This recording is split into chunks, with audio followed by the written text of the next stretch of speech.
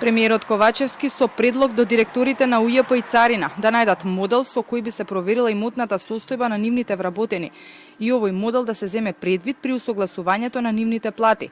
Вработените во овие два органа, кои се под капата на финансии, излегоа на предупредувачки протести, а работниците во УЈП веќе започна и постапка за генерален штрајк. Ковачевски оптимист дека ќе се најде решение и нема да дојде до радикализација на овие протести. Смета дека неговиот колега министерот Бесими добро управува со државната каса. Ја би ги потикнал и директорот на Царина и директорот на УЈП да изнајдат и модел за проверка на имотната состојба на нивните вработени.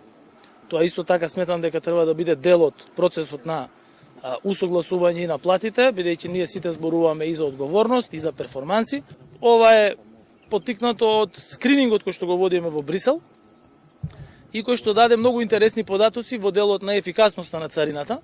УЈП продолжи да протестира со двочасовен прекин на работата на работните места. Предупредија дека ако не добијат повисоки плати ќе влезат во генерален штрајк, а тоа би значило колапс на целата држава. Од Царина пак во петокот излегоа на предупредувачки протести, чекаат решение, односно да ги добијат своите додатоци на плата од 30%, за кои велат дека им следуваат со закон, но никогаш не ги добиле. И тие како и оние од УЈП чекаат решение, во спротивно се заканија дека ќе ги радикализираат протестите. Ваквиот револт на овие вработени излезе на површина откако министерот за финансии одлучи само на своите вработени да ги зголеми платите и тоа за 30%, заклучно со јануари оваа година.